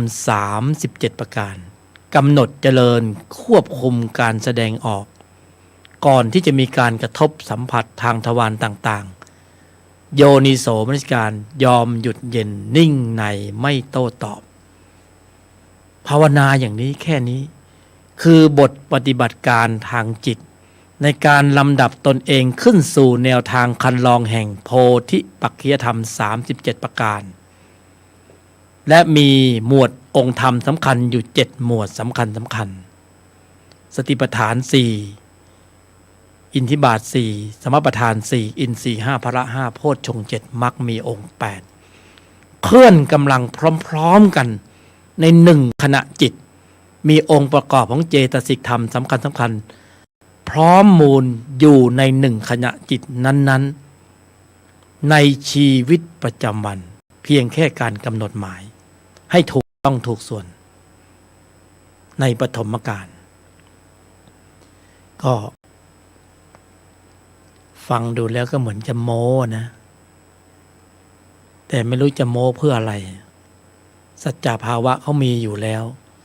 สิ่งเหล่านี้มีอยู่ในใจของบุคคลทุกคนทุกรูปทุกนามใครที่มีบุญใครที่โชคดีก็ได้ยินได้ฟังและน้อมนำเอาไปปฏิบัติตามแต่เหตุตามปัจจัยที่มีความสมบูรณ์ถึงพร้อมย่อมมาถึงย่อมเข้าถึงและน้อมนำเอาไปปฏิบัติได้ตามเหตุตามปัจจัยกุศลถึงพร้อมก็ดำเนินไปการได้ยินได้ฟังก็เกิดขึ้นการน้อมนำปฏิบัติแล้วแต่กำลังของพระในภายในของแต่ละรูปแต่ละนามแล้วที่ต้องไปเน้นตนเองในภายในตนแลเป็นที่พึ่งแห่งตนตนพละตนศรัทธาความเพียรสติสมาธิปัญญามีอยู่แล้วโดยธรรมชาติและธรรมดาวันนี้ก็ขออนุญาตนำรายการธุรธรรมนำพ้นอำลาท่านผู้ฟังสายด่วนธรรมปฏิบัตินะ0951431989ผู้บรรยายยกธรรมกัลยาณมิตร0951431989ผู้บรรยายยกธรรมกัลยาณมิตรรัตนะมหันทโยสุขโสรัตนะหันตระสาธุ